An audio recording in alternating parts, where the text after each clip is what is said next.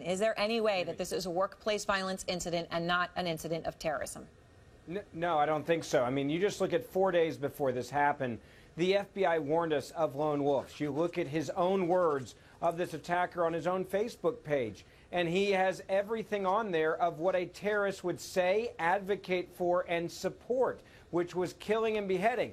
You hear people at the mosque he attended saying he didn't like people that were not Islamic even coming into the mosque, and said that America, in his own words, was wicked and should be attacked. So, I mean, when you're using words like wicked to describe America, when you're talking about beheading, when you're talking about advocating for terrorism around the world, I don't know why we don't just believe him at what he actually put out there on his own social media, which is that he wanted to be a terrorist. And for some reason, when people want to apologize for him, take him at his word. Look at what he did. He beheaded a woman.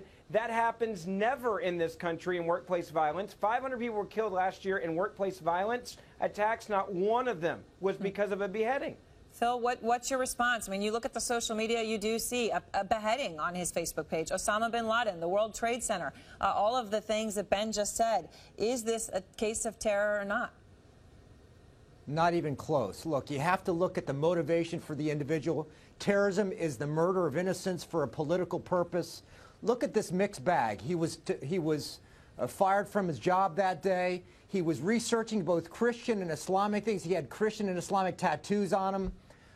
You look at what he said at the site. He was talking about anti-white messages. If you want to go into a courtroom and say you understand the motivation for this individual, when you got that mixed bag of stuff that he said and that he was researching, no way you can get over the bar in the world I lived in of claiming that he was a terrorist. It's called simple past and present. If you look at when he converted to Islam, apparently in jail, the other tattoos were from his past. I mean, if you can't connect that dot, then I guess I'll do it for you. But to say that this is somehow not an extremist, a lone wolf at best, I mean, or at worst, I mean, we're talking about a lone wolf. This is what the FBI literally warned us about 4 days before this beheading, and then it happens, and we don't want to connect the dots. Quick final word, Phil. There are lone wolves every day in America. We call them murderers. Here in Memphis, in Los Angeles, in Chicago, the motivation's unclear. He committed an act of murder. Go ahead and prosecute him. All right. They don't behead people.